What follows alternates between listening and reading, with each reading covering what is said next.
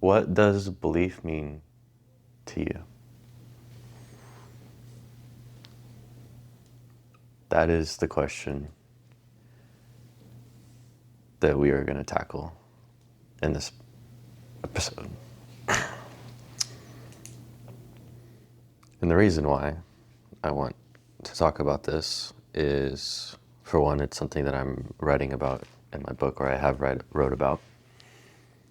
Another thing is, I've seen a lot of people, and belief seems to me that it's used in a much more loose terminology.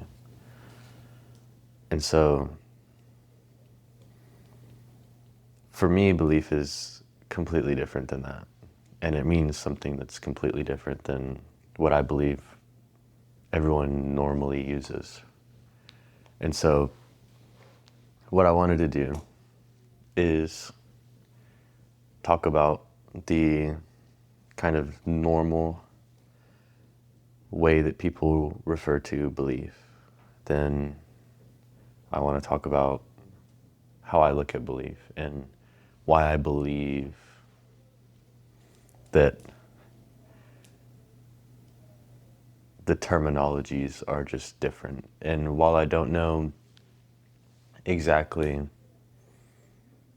how I would reword the way that people usually use belief, I can't seem to find an accurate description of what I feel like the word really should be, or the set of words, right? Or at least what it means to me. So the old way that I used to use belief, and that I feel like many people do use belief, is it's kind of like, yeah, it exists. It's true. Sure. Right? And it's something it's there, but it's not super, it's not emotionally bound, I guess you could say. And maybe that makes no sense to you, and you're like, well, it doesn't have to be emotionally bound. And that's where I want to challenge that kind of mindset, because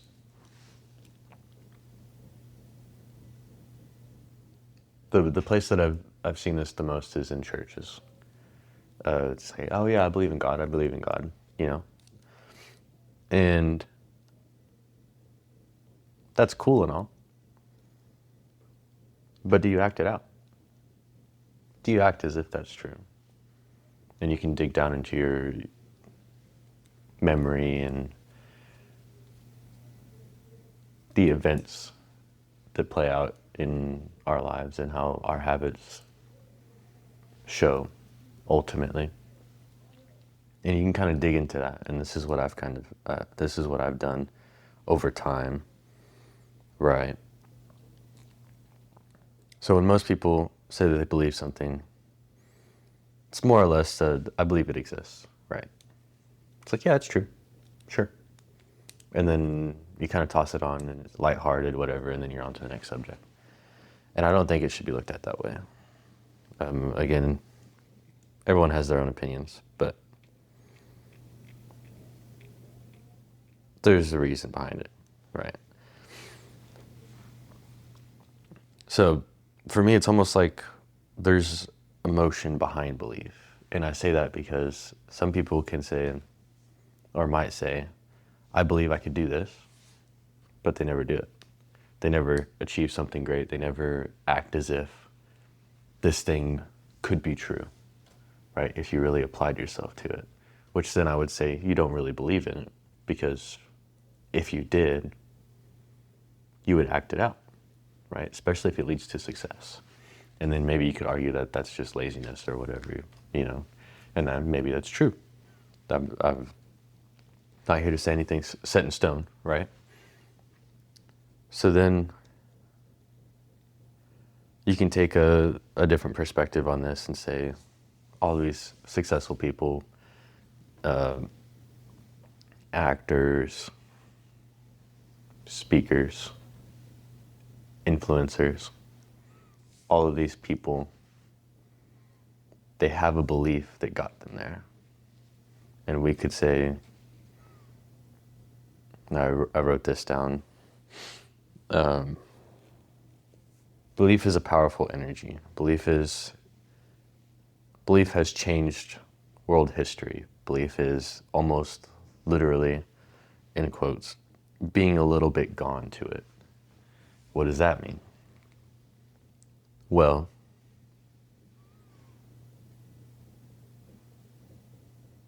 to believe in something is to act as if it were true.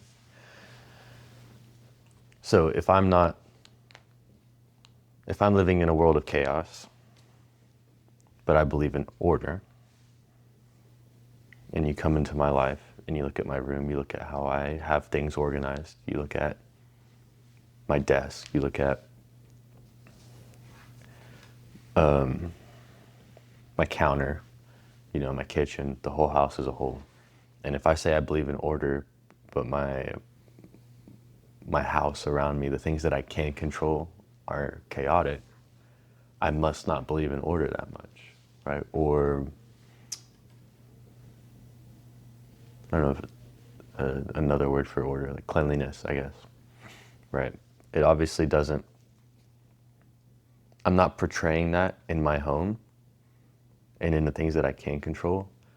So how would that mean that I believe in order if I don't live in order? If I don't live by what I say I believe? And there's the reason I say there's a certain emotion to it is because it goes down to the story that you kind of tell yourself. And when you put emotion behind the belief, it takes on a whole different energy, we could say. And it completely changes your perspective, right? So if I put an energy out in the world, I'm going to attract that back. If you believe in energies, if you don't, that's conversation for another day. But in this term, emotions bring off more energy and you attract what you put out into the world, right? So if you're walking down the street and you talk to someone, you're like, "What, do you believe in God?" And it's like, "Yeah, I believe in God." So does your life reflect that? So what do you mean? Well, do you spend time in the Word, getting to know God, acting, bringing those teachings into fruition, right? And then you can also, outside of this topic specifically, you could go down the rabbit hole of, are you being taught well? Are you teaching yourself well? But that's something for another day, right? Because I also don't agree with how a lot of churches teach, right? I think churches are designed, at least in this age, for money, right? It's a business. It's a organization. So it's designed differently. And I also have a different opinion or definition of the church as a whole. But that, again, story for another day. Right. But if you go down the street and this person's like, "Oh yeah, I believe in God," but they're not acting it out in their life. They're not acting as if these things are true, or they're not actively studying, questioning, which the Bible does tell you to question. Do they really believe it? What do they actually believe if they're not acting that out? Because their morals and their values aren't showing that. Their habits aren't showing that, which is who you are, by the way. Because when you are at your lowest, you fall to your habits, right? And your habits are the emotional structure to your daily life that's you don't have to think about anymore, right? So these habits that you have, what do they show? Because those are, and especially behind closed doors, what are you doing behind closed doors? Because that's who you are, not who you show to be. So what are your beliefs really? And depending on the person, that's a whole another rabbit hole, right? People don't want to go down that one. It's hard to confront yourself, and if you've never done it before. And I've had plenty of rabbit holes about that topic for sure. But yeah, I don't think the normal way that people use belief is accurate. I think there's a different word for it, and maybe it's just acknowledgement. It's like, yeah, sure, it's true. But then you have belief. It's like a deeper meaning. It has an emotion behind it. Belief. I believe in myself. I believe I can make this happen. And then you change your actions and you attract that energy towards you. And you show those beliefs. Those beliefs show when you're out, when you're in the public eye. And it's something that's more powerful, right? If you believe that you can be a UFC champion, you're gonna act as if you're a UFC champion. And people even say that are successful, well, I had to become the person before I got the prize. And maybe I don't think anyone has said it specifically like that, but you have to become the person in order to get the reward. You become the person, and then the fruits come. It's not the other way around. You don't say, well, if I get this, then I would change. So it's not, you change and then you get, right? So you plant the seeds in yourself and then they grow and then they sprout. And then those beliefs change the world around you quite literally, especially in your perspectives. And so I like to question perspectives all the time. And I try to question my own, but again, if you don't know there's a flaw in your perspective, then it's hard to look at it, right? Especially when it comes to frustration, like in some of my previous episodes. And so that's the easiest story that I can say for the old quote unquote definition of belief. It's just, it exists, it's true. And I haven't gone down the rabbit hole deep enough to really go further than that, but we're just defining belief, right? We're not trying to explain or dive into it. This isn't a deep dive. This is just defining what belief would be. And so when I say belief is an emotional thing, emotional word, right? If you don't believe in where you can go, you're never going to get there. You're never going to take that first step. You're never going to take the risk. You're never going to be uncomfortable. And you can take it in a spiritual perspective as well. If you don't spend time in what you believe, that belief doesn't get multiplied. It just stays the same, and if not, diminishes, right? So what's not worked on diminishes. It's like a muscle. If you don't work on the muscle, it won't grow. So it's never stagnant, right? It might feel stagnant, especially in your life, or if you're in a dead-end job or something like that, right? You're stagnant. But stagnant doesn't mean nothing's changing. It just means it's getting worse. So you're either getting better or getting worse. You're living or dying. It's one or the other. It's never the same. Or it's never neutral, right? In most cases. So if you're not dying, you're living. If you're not living, you're dying, right? I mean, we could probably not use the first one, but the second one's probably better. So if you're not pushing for something great, or if you're not pushing to improve yourself, you're in the stagnant zone. You're not really getting anywhere. And so that was kind of a side topic. Actually, we're not talking about that.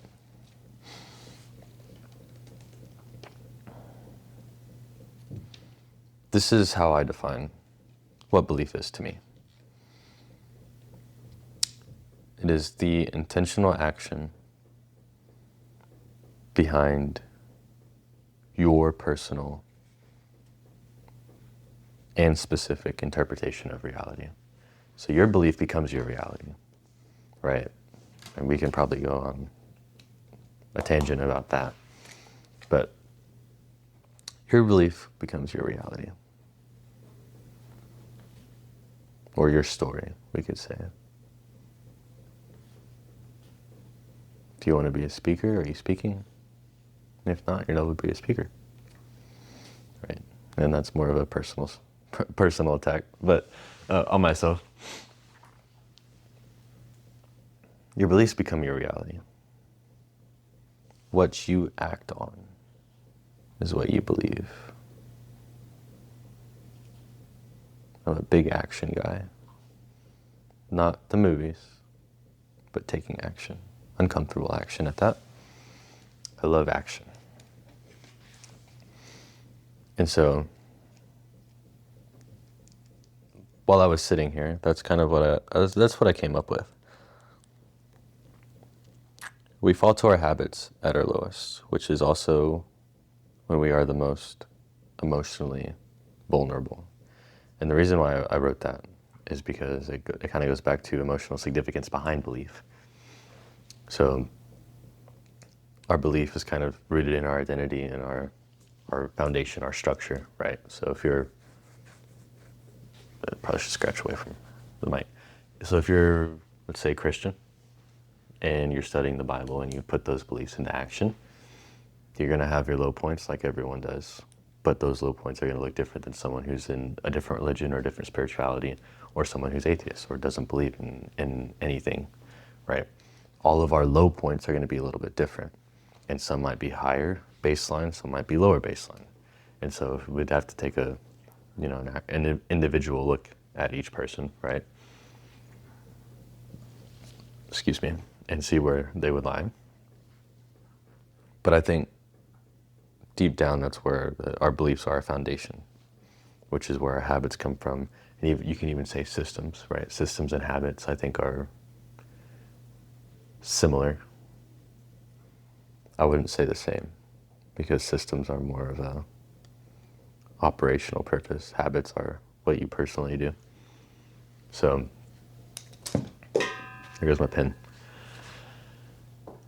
I think, for me, that's what belief is. And not even I think. I'm not going to say that. But I believe this is what belief is, right? The intentional action behind your specific interpretation of reality. So however you're interpreting your reality and how you act within it shows what your beliefs are. If you like to party, if you like to study, if you're curious, awesome, by the way, love the curiosity. Asking questions, that's like my favorite thing to do, as you can see.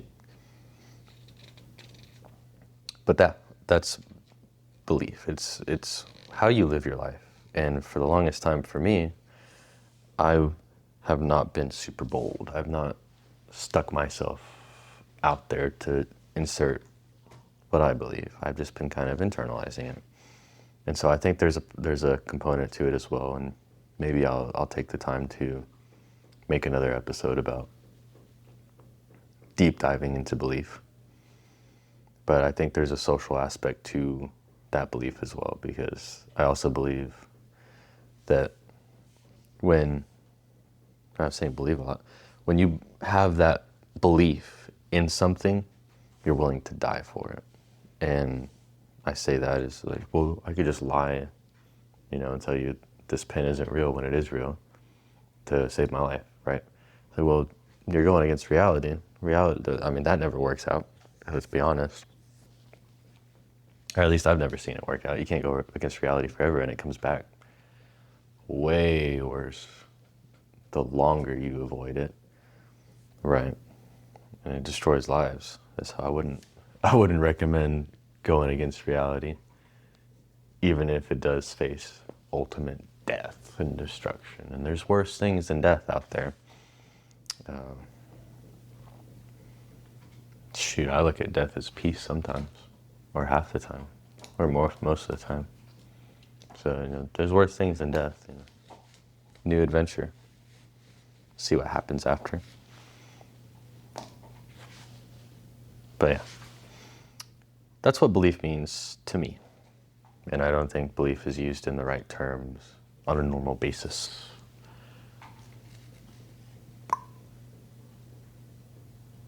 And yeah,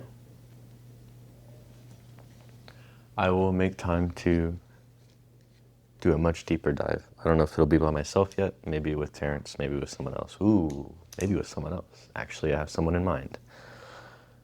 We'll see. It's promising though. Maybe I'll do both. Maybe I'll do it by myself and then with someone, or vice versa. We'll see. I think it's a good topic to go into though. What is belief? What is belief to you? And that's the question I'm going to start and end off this episode with. What is belief to you?